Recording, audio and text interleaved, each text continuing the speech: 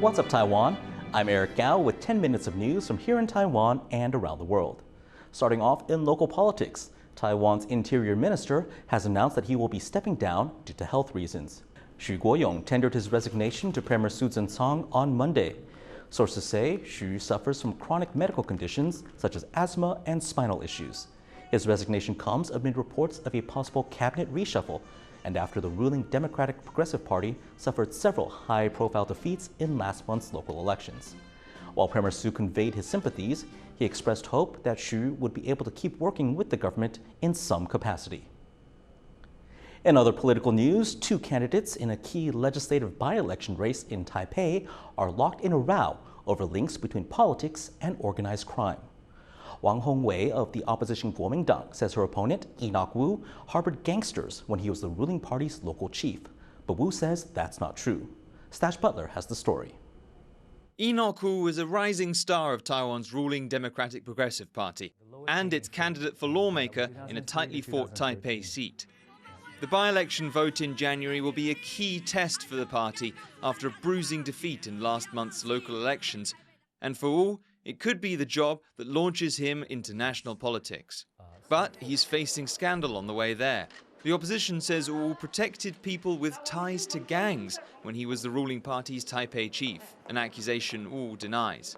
He says he sacked two party officials for their ties to organized crime.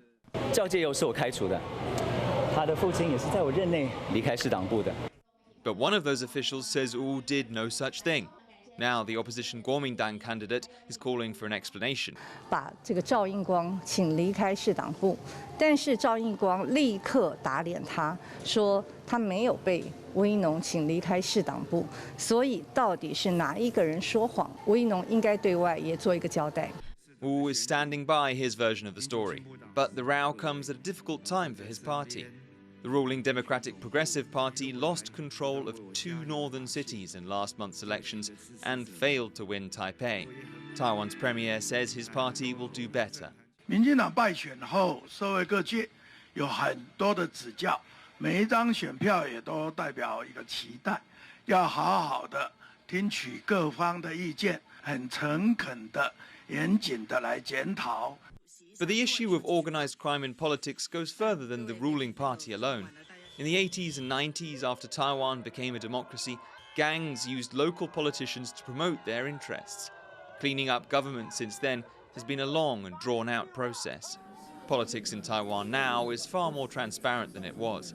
But the row between Enoch Wu and Taiwan's opposition shows the muddy ties between gangs and government are still pertinent enough to draw the focus of a campaign.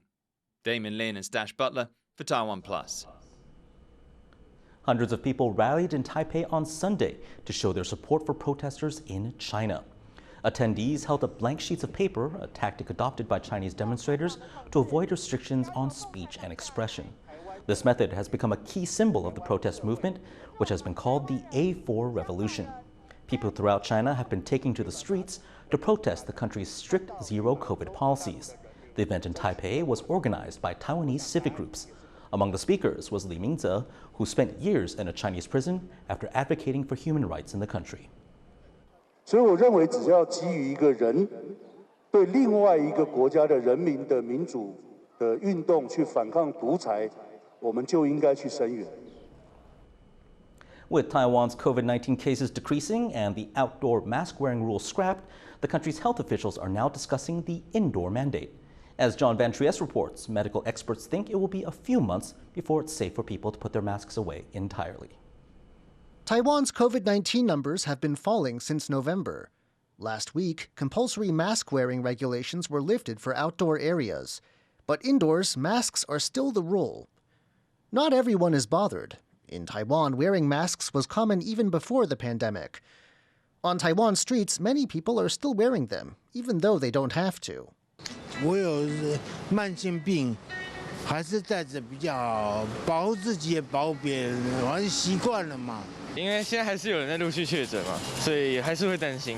Still, doctors and officials know the indoor mask mandate cannot go on forever. The question is when it may be safe to lift the rule. One concern is the Lunar New Year in late January. The holiday usually sees an influx of Taiwanese who live and work in China flying home to visit their families. But China is now beginning to back down from its zero-COVID policy, and there are worries any resulting spike in infection there could spill over into Taiwan. 宣布要解禁之后，可能会来一波指数上升，因为他们的情况是比较特殊，人口又比较多，又有台商那返回台湾的这段期间那对台湾应该还是会造成一些影响。The threat of another wave of COVID and the resurgence of flu and RSV have doctors urging caution, especially for older adults and young children. They say it could be March next year before it's safe to do away with the indoor mask mandate for good. Leon Lien and John Van Trieste for TaiwanPlus. An indigenous Taiwanese man who was killed while fighting in Ukraine has received Taiwan's top indigenous honor. Zheng Sengguang was posthumously given the highest class of the Contribution to Indigenous Peoples Award at a memorial service in Hualien.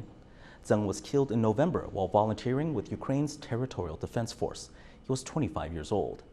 Zheng was from Taiwan's indigenous Amis ethnic group who mostly live on the country's east coast. He was the first Taiwanese volunteer to die in the war in Ukraine. 为了捍卫自由跟民主还有公平，用我们人民会最高的一等奖章来纪念、来缅怀我们的勇士。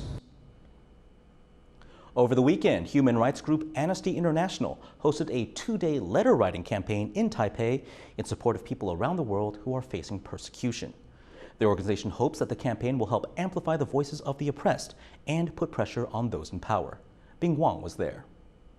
Here we have posters of people who have been oppressed by their own governments. For example, here we have a journalist that's sentenced to 5 years in prison for speaking out for human rights. People in Taiwan are joining Amnesty International's Right for Rights campaign. In this campaign, people from over 200 countries are writing letters to those marginalized and persecuted. Hundreds of people attended this two-day event in Taipei over the weekend. They joined people across the globe who are writing millions of letters in support of freedom from persecution. This is thought to be one of the most wide-ranging human rights initiatives in the world. 就想要声援，就是在国际世界各国，就是受到不公平对待的一些人。虽然我还是个学生，但是我觉得我可以就尽这份力，然后就帮忙写几封信。然后我也没有特定想写给谁，因为我觉得这边的每个人都很值得写。The event hosted speeches by human rights activists and performances in support of the campaign. The Right for Rights initiative will head south to Taichung and Tainan in the coming weeks, where even more people are expected to join in with their own letters.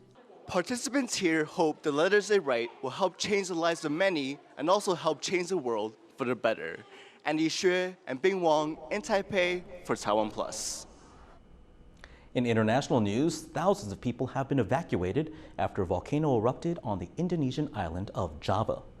Residents of villages near the Semeru volcano remain on high alert after the eruption on Sunday afternoon, which spewed ash more than 15 kilometers into the air. No immediate casualties have been reported. However, an 8-kilometer no-go zone has been established around the volcano due to the risks of lava flows. An eruption by the same volcano last year killed more than 50 people. Thank you for watching What's Up Taiwan. Remember to download the TaiwanPlus app for more stories from Taiwan and around the world. Finally today, we leave you with images of Santa Claus in diving equipment, plunging into Malta's National Aquarium to feed the fish and a shark. I'm Eric Gao. Take care and see you next time.